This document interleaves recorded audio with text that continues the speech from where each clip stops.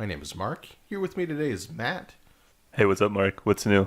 Not much. And today we have a really interesting topic for you. We're going to go over a situation that happened a couple of weeks ago when we were playing the game Dominant Species that we're going to call an Oversight moment. But before going into that, let's talk about a game that I, in particular, am very excited about. So recently there was the Gamma Trade Show, which is kind of the big show for the publishers. It's kind of, if you're familiar with video games, it's kind of like the E3 of board gaming, as far as I can tell. And one game that I was very excited about that finally got a full preview at this game show is First Martians. Now, in the last podcast, we talked about Robinson Crusoe and how we had a fantastic time playing that at PAX. First Martians is kind of a spiritual sequel to Robinson Crusoe. It uses the same sort of mechanisms. It's by the same designer. But instead of being stranded on a desert island, it's about people trying to survive on Mars. And I don't know how much you know about this game other than what I just said, Matt. Have you researched into it at all? No, I haven't. That's all I knew. Robinson Crusoe on Mars is pretty much what I've heard. And that's basically what it is, but there are a couple details that I found out that were very interesting. The first is that instead of having the action cards or the event cards that you get in Robinson Crusoe, they're actually building an app to do all of that. Okay, so that the mechanic where every turn you're turning over from that central deck of events that happen, basically all the bad things that come to bite you. Yeah, all of that's going to be on an app now. Don't have to manage that anymore. Nice. Yes. Well, you have to manage it as far as just hitting the button on the app. And so that allows them to do a couple of things that seemed really exciting. The first was that they already have twice as many cards, essentially, and they're planning to release more. They said they have, I think, 500 different events right now, and they're planning to go, easily over 1,000.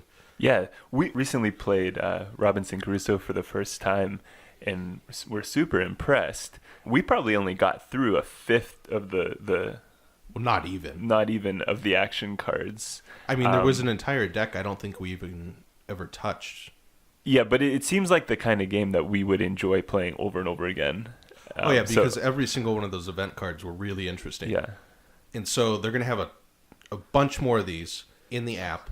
And also, apparently, they're going to have difficulty settings. So when you start the game, you select on the app what difficulty level you want. And then every single event is tagged for not only different difficulty levels, but different keywords. And that way, the app can then focus your experience based on keywords that happened previously. Oh, wow. That's awesome. So they're going to have it, from what I could tell in the interview, they're going to have it make a more cohesive story based on what happens early in the game. Very cool. Which is awesome. Very cool.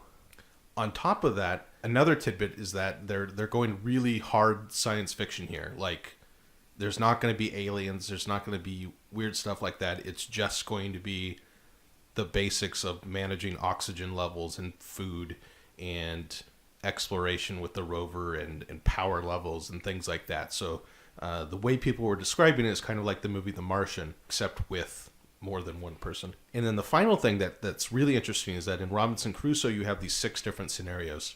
We went through the starter one and there were 5 others. So there's a little bit of replayability there in terms of the scenarios, or a little bit of variety there. First Martians is going to ship with 6 scenarios just like Robinson Crusoe, but it's also going to have 2 different campaign scenarios that each comprise of 5 different games. Oh, fantastic. And then because of the app, it lets you save your game at a certain state, and then it'll remind you when you come back to it how to set up the game to resume your progress. So I think that's awesome. Wow, that sounds really cool. That's an interesting evolution of the legacy game. I mean, it's better than, well, in some sense, it's better than putting stickers on your board and ripping things up. Yeah, I think there's a lot of possibility here for games to copy this kind of thing and use digital tools this way. I think if you're going to have app and digital integration into board games, it should be limited. But I think if you're going to do it, this is kind of the way to do it. That's awesome. Yeah, that gets me excited for the future of sort of campaigns within board games. Yeah, I think the campaign part is the most exciting part for me. I don't know how I will feel getting rid of the actual physical cards when I play it. Part of me thinks that it's not going to be a big deal, but another part of me is maybe going to just miss physical cards So I'm interested to see how I react to that one, because I'm sure we're going to get this game. It looks fantastic. Yeah. So that's all I wanted to talk about coming out of Gamma. That was the big thing that I saw. Very cool. So now let's get to this topic of oversight moments, and we're kind of going to focus on this for the rest of the podcast, because I think it's a very interesting situation that happened. What we're doing is we're playing Dominant Species, which Matt kind of hates and kind of loves. Is that an accurate? Yeah, that is pretty accurate. It's the game that I've played maybe 4 times now, and every time I have a reaction that this is a really cool game, and I always have, while playing it, I have stretches where I'm like, I hate this game. I never want to play this game again. And that's kind of understandable, given that it's an incredibly mean game. It's a Euro game. It's a worker placement Euro game with area control, but it's designed by a guy who I think previously only designed war games, only conflict battle games. His name's Chad Jensen, and I think he's most famously known before Dominant Species for the Combat Commander series, which I haven't played, but I've been interested in for a while. And it really shows. It's an incredibly mean game. I remember in one game, my species literally went extinct by about 1/3 of the way through, and I had to completely build up from scratch again. It's that kind of game. Didn't you win that game? I don't know if I won. I might have come back to play second or something like that. You I can make a resurgence. Yeah, you came back strong. So while it's mean, there are ways to come back. But essentially how it works is that you're simulating in the game the progress of different classifications of animals throughout an ice age in prehistoric times. So one player will be the insects or the arachnids or the birds or something like that.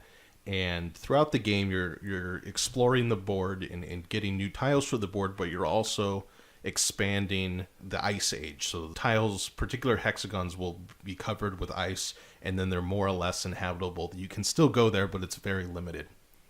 And how the game works is that your species, your cubes, can only be on a hex if the habitat of that hexagon is suitable for your species. So one of the things you can do is increase what kind of food and what kind of habitat your species is able to thrive on, and that will give you access to more areas of the board.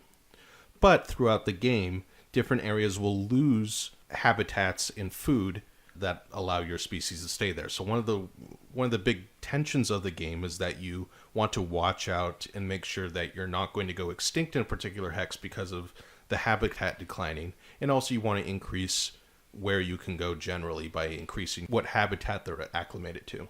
So in this game, we're nearing the end of the game.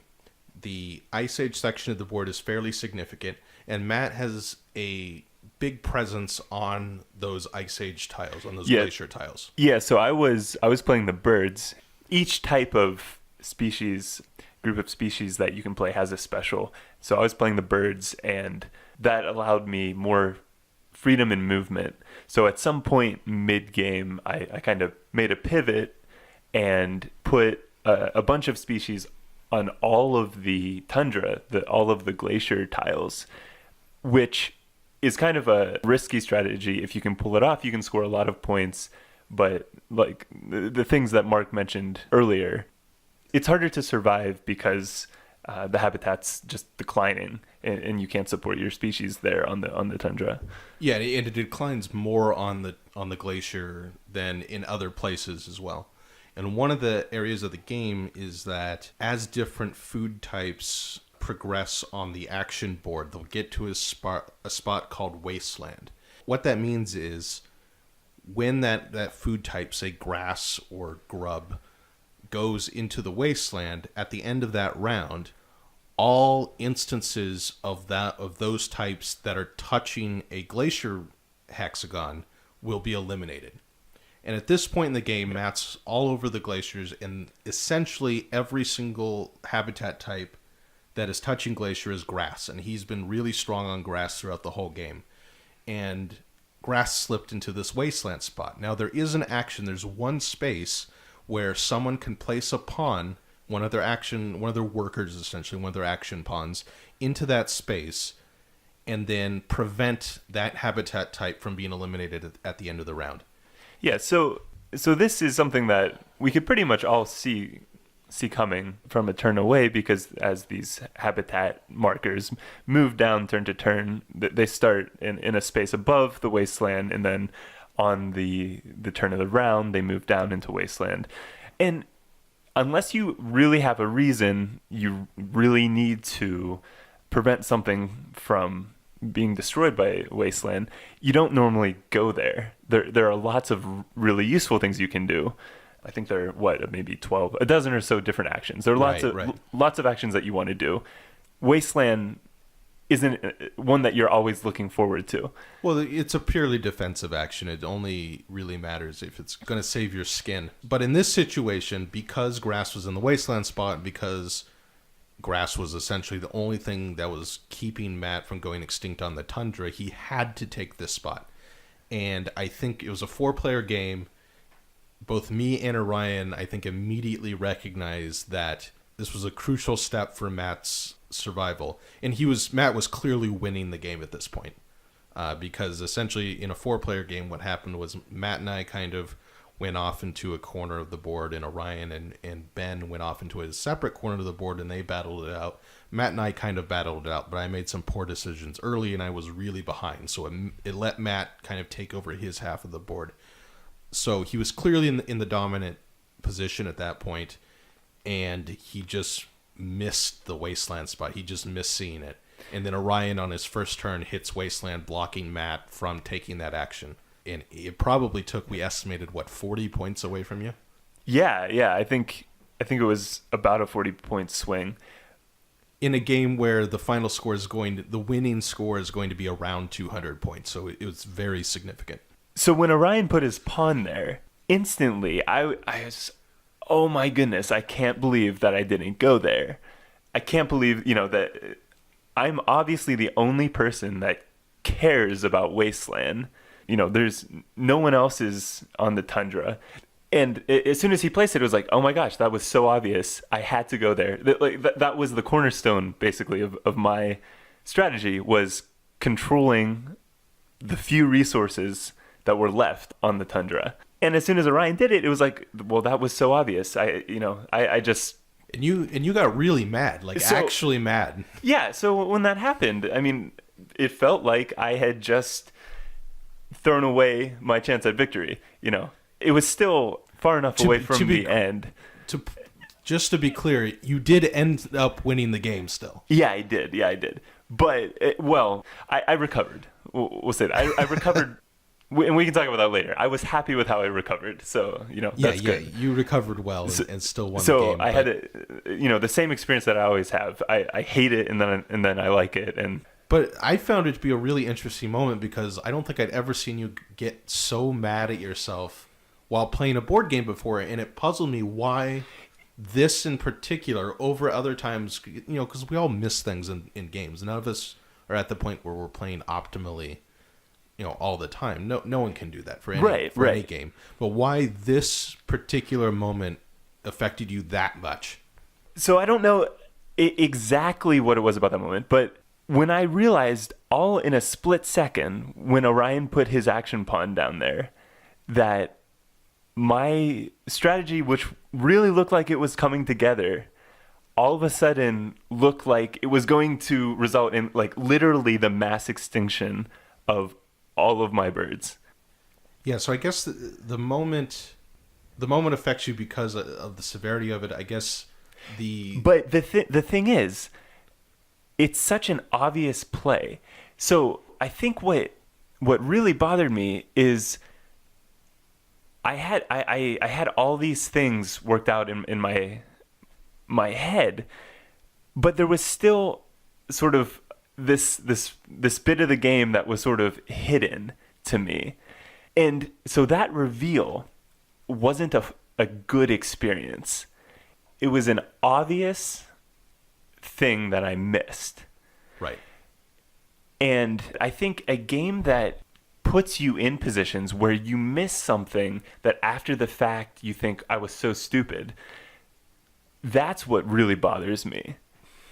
Well, because the game has a certain level of complexity, it's really hard to keep track of all of these moving parts. Like it's a fairly complicated game, and it has, well, as you said, probably 12 or 15 different actions, and not only do the individual actions matter, but the order in which they happen matter, and what other players have chosen matter as well. So there's a lot to keep in your head at one point. And well, let's break this down now, because I know the conversation we had after the game, we compared it to Dominion. And my comment was that, to me, what happened to you, which, by the way, remember the game before, when we played it a couple of months ago, where pretty much exactly the same thing happened, where I needed one action. I needed to take one particular action to save my lead and close out the game. And this was literally on the last round of the game, and I just didn't see it. And then Amber comes by, takes that action, and it's like an 80-point swing or something at the end of the game. In my mind, that doesn't feel any different than playing a game of Dominion, getting 5 turns into the game, seeing what the other players have done, and realizing, oh wow, I missed the obvious combo on the kingdom board that I should have been going for, or at least should have been accounting for. Yeah, and to be honest, I felt bad when it happened to you. There's a large part of me that wants to retcon the obvious thing. I want to say, well, yeah, Mark, obviously your strategy was such that you needed to take that move. Just go back, rewind it. Just rewind it and take it, because we all know that, there was nothing hidden there. That's what you were supposed to do. In Dominion, I feel like I'm putting together a strategy. I'm building a deck. Sometimes it's very similar to other people. Sometimes it'll be a game where we're taking very different strategies. But as I'm building my deck, I feel like it's a somewhat creative endeavor. And then at the end, it either comes together or it doesn't. But it wasn't because I missed something obvious. I don't feel like the game was hiding anything from me. But I think, to me, it's exactly the same situation, because sometimes you set up a Dominion kingdom, and for those who haven't played Dominion, there's a selection of 10 different types of cards that are out there available for you to put into your deck. And sometimes there are 2 or 3 piles of cards there that I think anyone would say are the obvious play. And sometimes, if you really dig deep into it, you can demonstrably prove that there is a correct play on a particular kingdom pile. And so, to me, it's kind of the same thing. So let's break this down a bit more. My theory is that the reason why it affects you so much in this particular instant in Dominant Species and not in Dominion is just the immediacy of it. I guess just the immediacy of it, right? Because it happens all at once. In Dominion, if you find out you chose a poor strategy and that your cards aren't going to synchronize very well, or that you picked too many terminal actions or something like that, you find out kind of gradually throughout the game. So I guess the bad news is revealed to you over time rather than hitting you like a sack of bricks all at once. Do you think that's fair to say, or do you still think that it's a fundamentally different circumstance? That certainly might be a large part of it. Because in the immediate feedback situation, you immediately feel bad, and you immediately feel like there was an obvious better play for what you were trying to do. Okay, I think that makes a bit more sense. I think I understand a bit more how we can parse this. And I think it actually goes back to what we're calling this situation an oversight moment. In the Dominion example, it's not a matter of not seeing the correct move. It's just you made a judgment call one way or the other. And that if you had...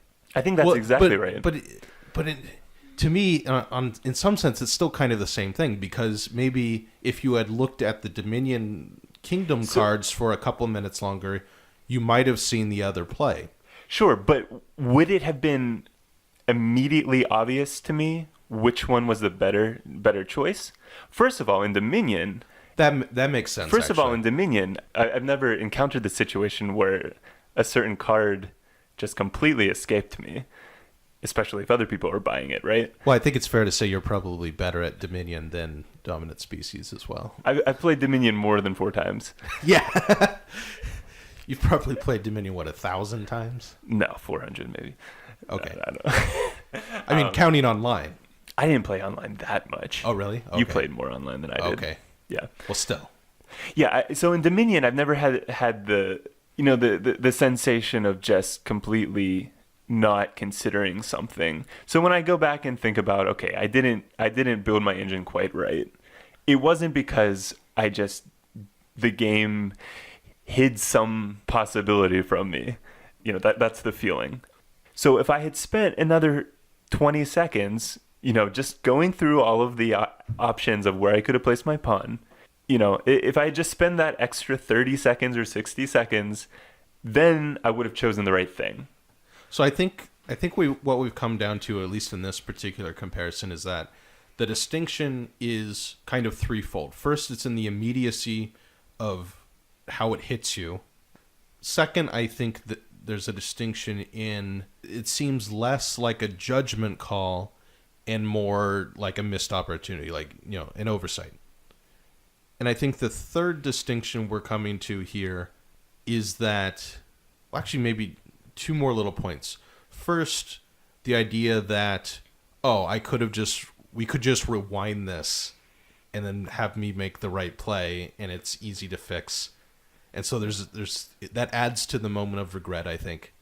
Yeah, definitely. And I forgot what my other point was, but I think kind of a combination of that creates this potential for the oversight moment, whereas there's not really that potential in a game like Dominion, where your victory is kind of the sum of a lot of little moves, and no move in particular is going to be that substantial. Yeah, I think I like that. I especially like the judgment call idea.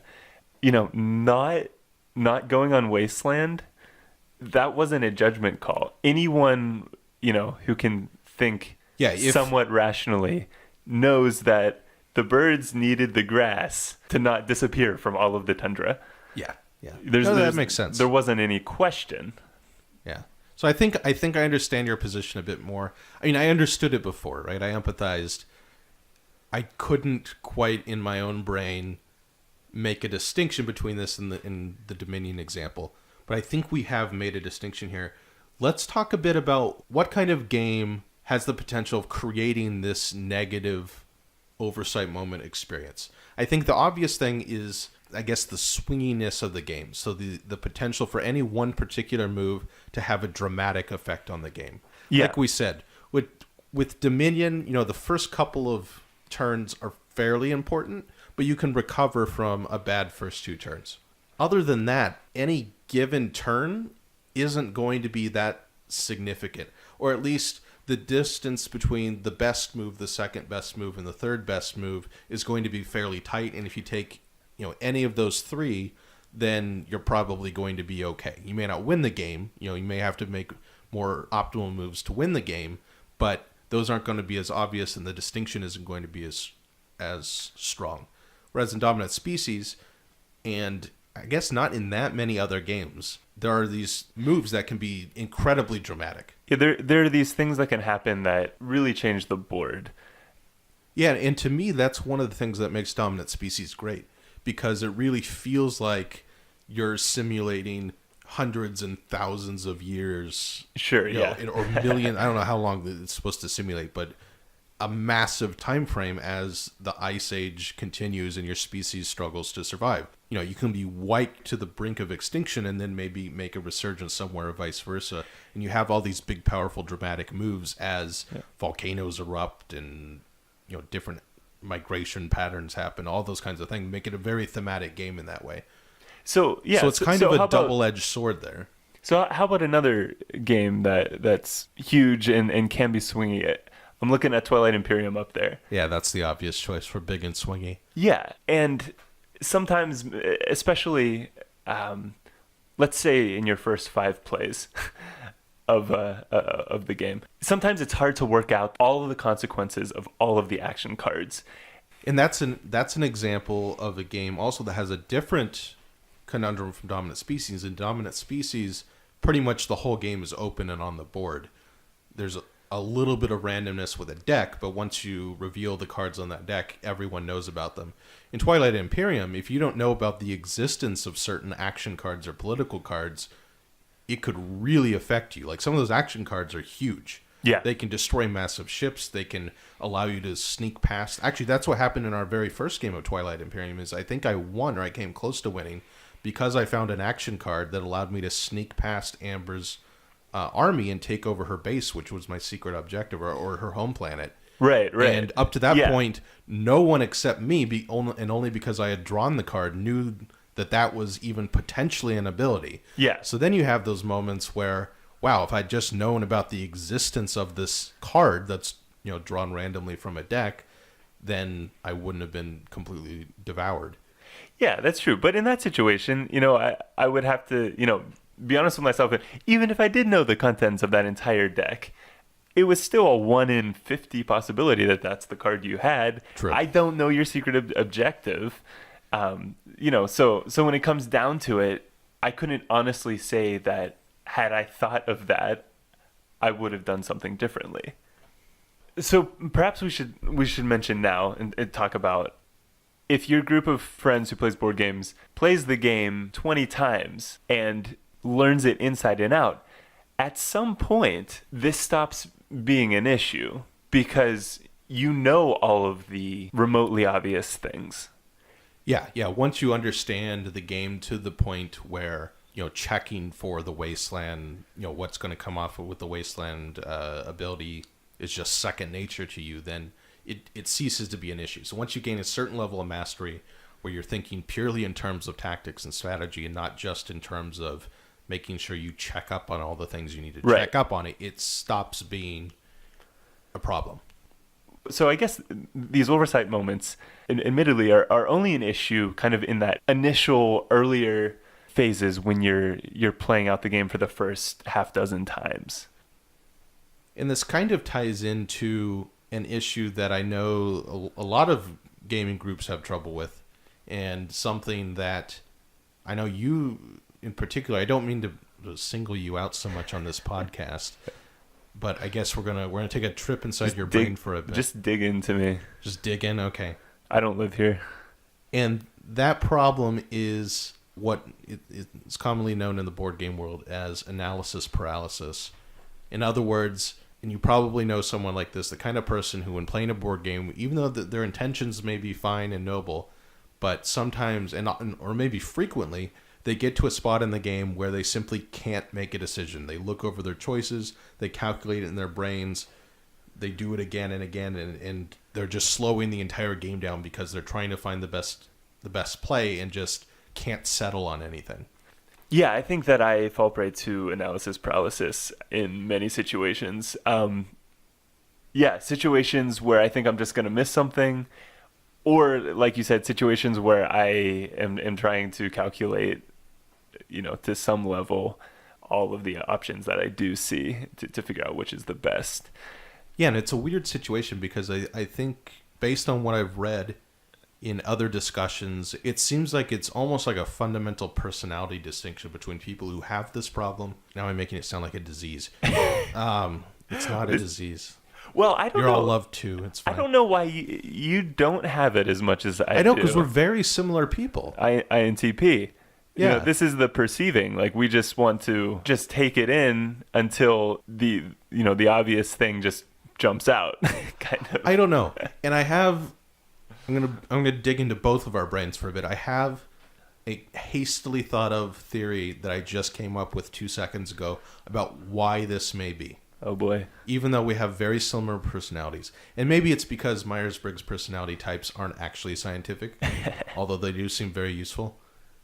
Maybe it's that you went into the sciences and stuck with that, and you're still in the sciences, whereas I briefly flirted with science in middle school and then rejected it and ended up switching from economics to philosophy, and now I do writing and more creative things.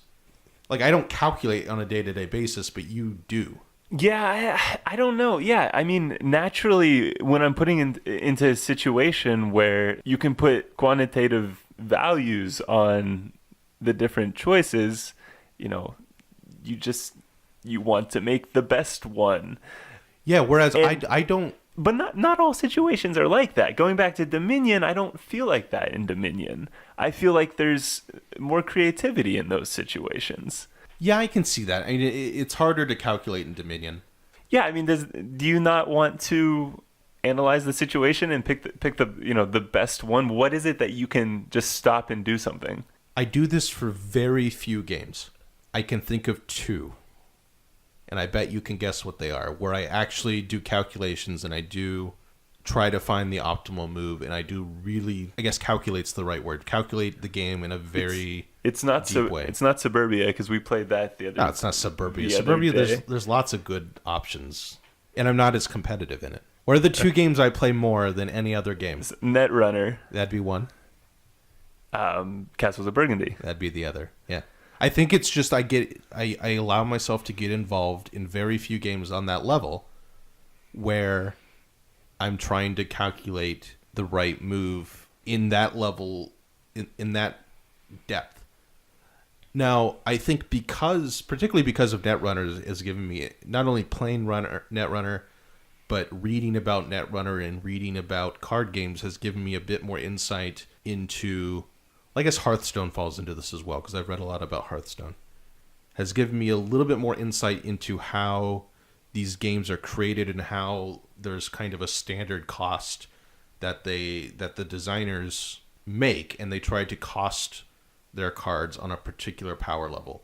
And that has applications across all kinds of different games. So I think I'm getting better at calculating the power of different actions generally, but I don't think about it to the depth that I do with Netrunner or Castles of Burgundy. The more you play those games and read about those games, you kind of develop an intuition about the value of certain cards. Yeah. And then it's just for a lot of Euro games and a lot of games in general, they all follow the same narrative arc where you're building up something, either an engine or a tableau. You're constructing your building. That's kind of a distinguishing feature of the European influence on board games. And then at a certain point, you have to kind of flip the switch and go for victory points, or at least prepare for a kind of late game switch. So there's always this kind of turning point. Not always. There's mostly this kind of turning point somewhere in the game where you need to understand the flow of the game and the timing of the game and how the game is evaluating its ability, its different methods of getting victory points. And then it becomes kind of this game of timing and cost analysis. And I think I'm getting a little bit better at that just intuitively, but I don't actively try to do that except in very few situations. Yeah, I don't know. It's hard. Even now, it's hard for me to really put a finger on it. It's not like I actually am consciously trying to assign value to all the options. Well, let's look at this at a different angle. What is going on in your head when you're kind of stuck and you're taking a longer turn? Or are you even stuck? Are you at a point where you're like, you feel like you're stuck, or are you just methodically going through all the options? What's happening? Yeah, so I think analysis paralysis is a really apt term, because I think I can find myself in a paralyzing moment. We played Food Chain Magnate yesterday. It was my first time playing Food Chain Magnate. Yeah. And on a first play, I'm definitely more okay with the idea that I'm just going to make bad decisions. Sure.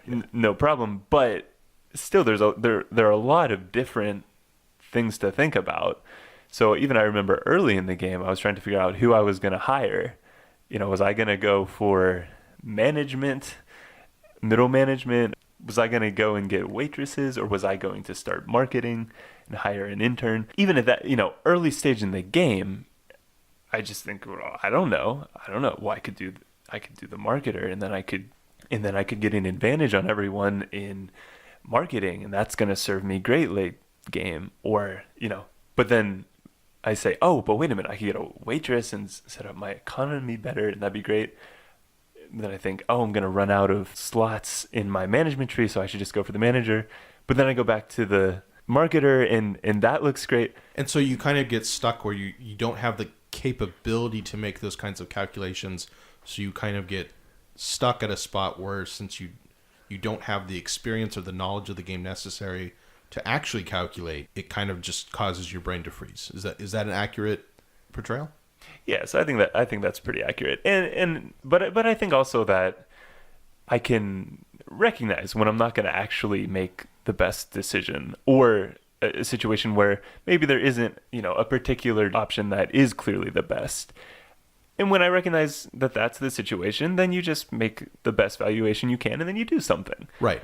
It's maybe there are just some games where you feel like you can definitely figure out what the best option is, and yet for some reason you just start cycling. Oh, so is it the feeling of feeling like you're very close to finding it? Like you're on the precipice of finding the right move, and you just need a little bit more time to tip over that edge? Yeah. Is that what it is? Yeah, definitely. Or I'm 90% to the way of being certain of the right move, but it just feels like I'm missing something, so better go through it one more time. Oh, that's super interesting. And again, I don't want to make this sound like some kind of impairment. You've said things like you see a good option and maybe a better option, but you found something that's good and you'll just do it. Yeah, and this goes to what we're planning to talk about in the first place, which is this concept called satisficing. And this is something I found a little while ago when I was researching heuristics, and I think it's an incredibly useful concept to understand and be aware of. It was created by a psychologist, I think he was a psychologist, Herbert Simon, in 1956. And essentially it's this idea that when making decisions, because you can't always find the optimal move, and this is, I believe, in the context of making decisions in business, if you can't find the optimal move or make the correct calculation or even quantify what you're trying to do, you need to be able to hit a certain acceptability threshold. And once a decision reaches that acceptability threshold, then that's the decision you take. So it's a way to make decision making easier. And I don't know exactly what the applications are in psychology. I assume that for some people, you kind of teach them how to be better at satisficing.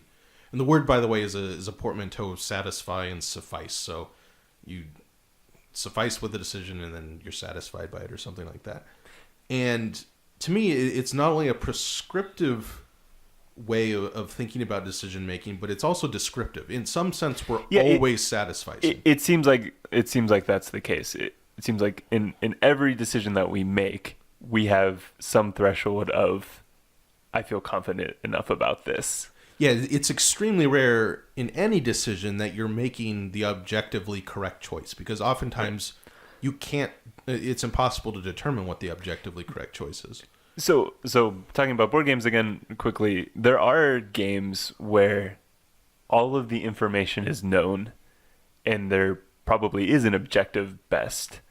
Right, and there's certain games that are actually solved and you can learn what that are. Like, I think it's possible for humans to play a perfect game of checkers, for instance. Sure. Yeah, and so in one of those cases, I mean, why not have a satisficing threshold of 100%, where you've just calculated it out that this is the correct move to play? See, that sounds horrible. Like, sure, for me, if I knew that was possible, I would first of all not want to do it. But secondly, I would not become interested in the game anymore. Like, no one has fun with solved games anymore. Yeah, well, that's why we don't play checkers. Sure, yeah. And while, it's fairly close, I think, anyway, we're fairly close to solving chess, at least once it is solved, I don't think it's going to be possible for humans to ever reach that level of mastery. Like, only a computer is going to be able to do it. I don't know that we're solving chess. By my understanding, the computers that are beating us at chess are doing so by, machine learning, where they just take in 1 billion games and then... Well, I know they're doing that with Go. I thought with chess, the number of potential moves was potentially solvable, or given the number of potential moves that it was going to be solvable. And then Go, it's one of those situations, if I remember correctly, and I could be entirely wrong, so please tell me in the comments if I'm wrong about this. I think you're wrong. I think I read somewhere where to solve Go, like, the computer would have to be more dense than all the atoms in the universe or something like that. I don't know. You know more about this stuff than I do. Yeah, I think I don't know. Am I completely wrong? I think you're completely wrong. I think that I don't think that we're going to solve chess. I think we've just barely gotten to the point, in the last 10 years where computers are going to beat us. Well, regardless, no one really plays solved games anymore. And to me, this satisficing thing really explains how I play games. I always think of it in terms of satisficing. I'm rarely trying to find the optimal move. In Netrunner, I am. because I know the calculations, I know my deck. Maybe that's part of it. I know my deck very well, and then I'm able, it's kind of like part of it's, it's my creation, so I'm able to analyze it a bit better. But in just playing any given board game, I've either decided on a strategy, and so I do things within that strategy, or I try to get a feel of the game and then just reach something and I'm like, well, that seems positive or that seems productive. I'll go for that. And in some sense, it's also because a lot of the games that we play incorporate some area or some aspect of randomness, that part of reaching a certain acceptability threshold is just being able to ballpark calculate randomness, right? Do you think so? Yeah, I think so. But if you are taking into account randomness, then your threshold is naturally lower, I think. See, for me, I don't feel like it is necessarily lower. I think I almost have a harder time when there is randomness just because I'm not quite as good at calculating that. Or at least I know that there are a lot of psychological pitfalls when it comes to calculating randomness and how to make those kinds of evaluations. Yeah, maybe it's just because, the consequences of not doing the optimal thing won't come immediately back in your face that I'm not as worried about it. Or is it that if you make the suboptimal move and then there's some kind of random element and you fail, you can then, your brain knows that you can then just blame the dice. But it's also harder to evaluate what's optimal in a situation where there's randomness or dice, because one of the fundamental strategic aspects of games is that the more you're losing or the more you're behind, the more beneficial it is for you to take a higher variance play. So for instance, in Netrunner, if you're on game point and your opponent seems to have the ability to score out and win the game, it's to your advantage to make kind of a Hail Mary run or a Hail Mary play to try to squeeze out the victory. Even though it's certainly not the most optimal play, you have a high likelihood of failure. Yeah, you're counting on the stars aligning that you might score. Right, because at that point, you're probably at the point where that's your only chance of winning. So, that's different from calculating the odds because you're deliberately choosing a low likelihood of success play. But it's still, by any standard, by the standard of wanting to win the game and not lose the game, it's the best play. But of course, there are always decisions in between that, right? There are decisions you can make maybe at a blank slate at the beginning of the game, where the best play is purely based on the odds. But as the game progresses and the state of the game progresses, and your position, either going ahead or falling behind, the calculation has to change based on how consistent or reliable the play is if you're ahead, or what your potential reward is if you're behind, even if there's a lower chance of success. Yeah.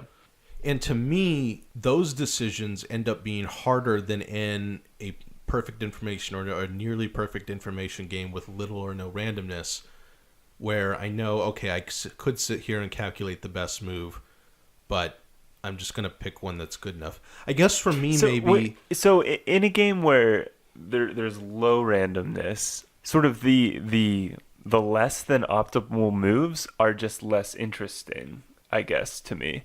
Okay. There's no reason to play the 70% play, the play that's going to result in fewer points. There's just, why would you do that? As soon as you see that there was a better play, that's what you would have done. It's not really interesting. Whereas I think you could even say the randomness in Dominion of, the order the cards come up and whatnot, it was still interesting to build a different engine that might not have been the best. It's what you went with, and it was fun to see how it worked out. Yeah, I think this might be the major difference between you and I. And that is, I can't comprehend the idea of just going with something that might be suboptimal as a waste of time or not interesting.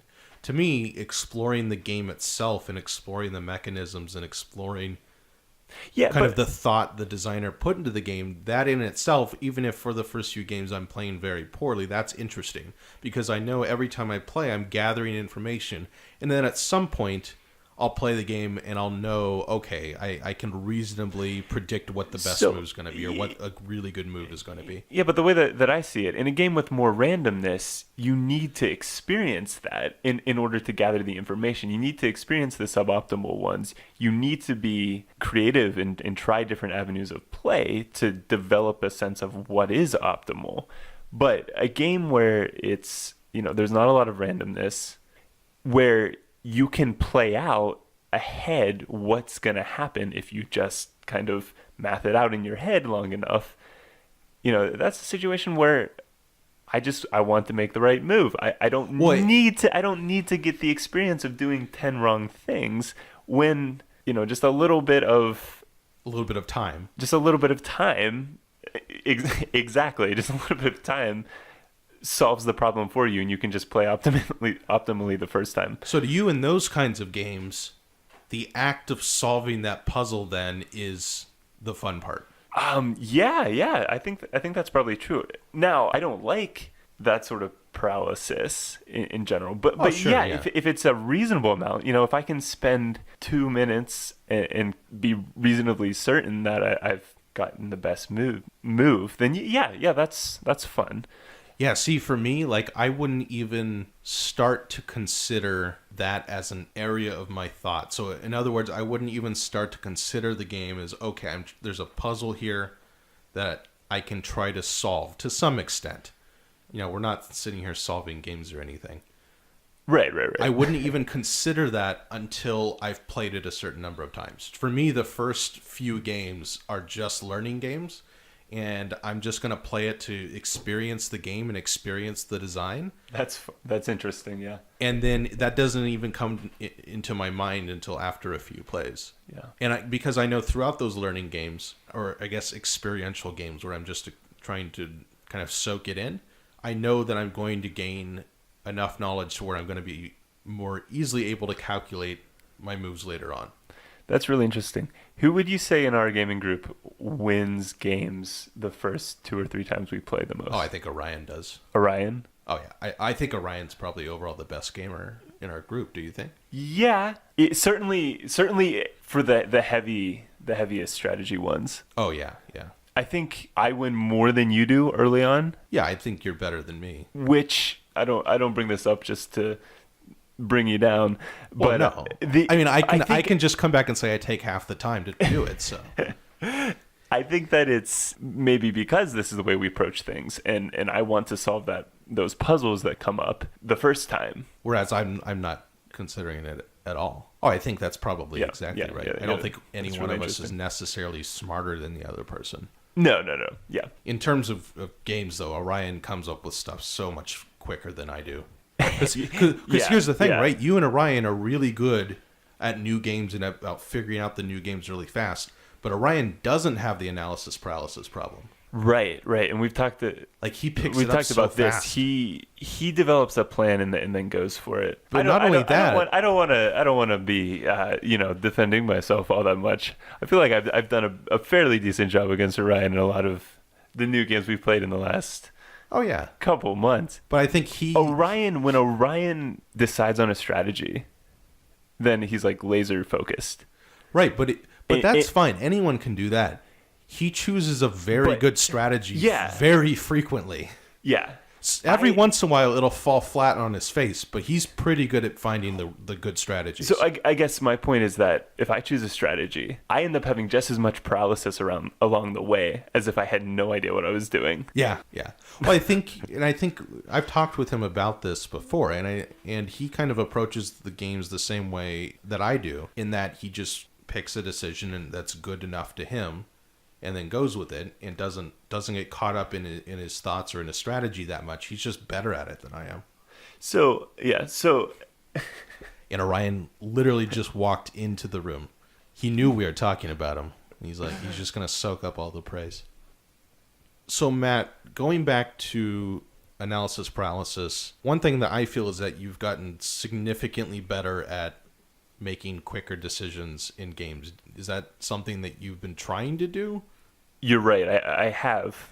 So I guess A little bit. Yeah. We've played enough games that I recognize that that's kind of a downer, both for me and for everyone else. But it's not a fully conscious. I'm not just trying to make decisions faster. Oh, really? Okay. Because it certainly seems like you are. I'd have to do some thinking about what's changed. Well, I mean, you're probably just more familiar with games in general and are able to read the state or the kind of the basic strategies of a game more quickly. Yeah, maybe that's all it is. That might be. But I guess what my ultimate question is, what advice would you give for people out there who think the way you do compared to the way I do when approaching games? Or do you have any advice? Just ignore all the haters? Just be a machine and calculate the best option. Just do it. No. Just be the best at calculating? No. Yeah, you can only do so much, and I guess I'd say you have to pick the most important things to play out in your mind and not worry about everything. Maybe that's what I've gotten better at, is deciding which things I'm going to worry about. Okay, so making kind of an initial judgment call of what you're going to calculate and what you're going to actively think about. Yeah. And narrow it down that way. I don't know if the only way to do that is to play more board games, well, certainly that helps, but I don't know if making a conscious effort to do that would be effective or not. Yeah, that's really interesting. So there's the advice from a real life sufferer of analysis paralysis.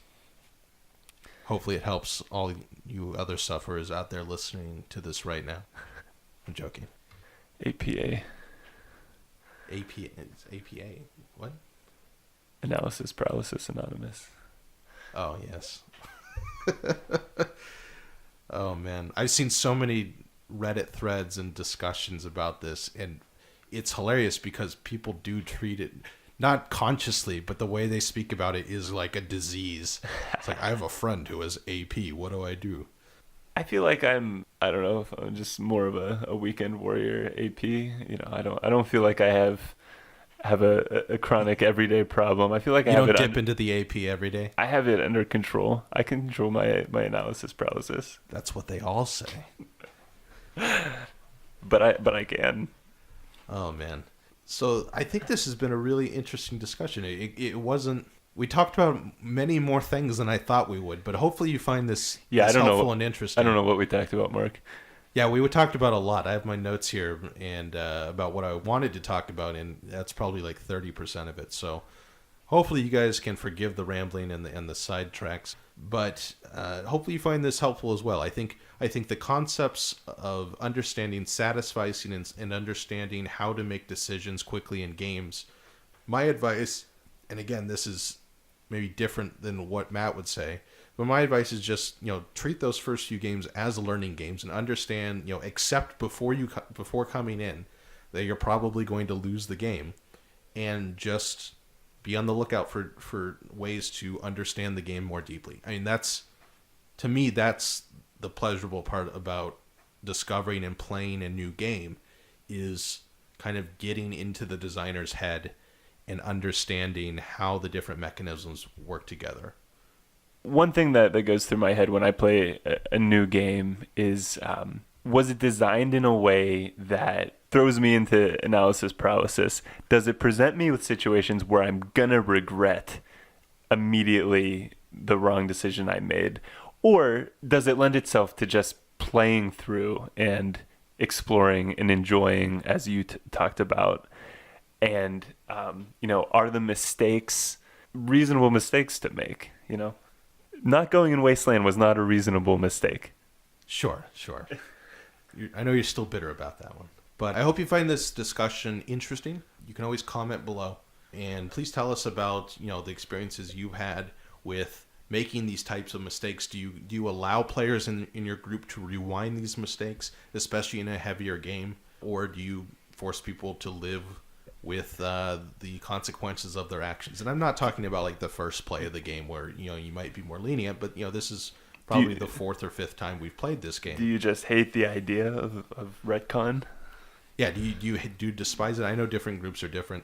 And if you are someone who has trouble with making decisions quickly in games and has trouble with analysis paralysis, what are your methods that you've tried to kind of alleviate this, or what are the experiences you have? Because again, I think it's super interesting that even though Matt and I are fairly similar people in kind of how our brains work, we are so fundamentally different in this one particular issue.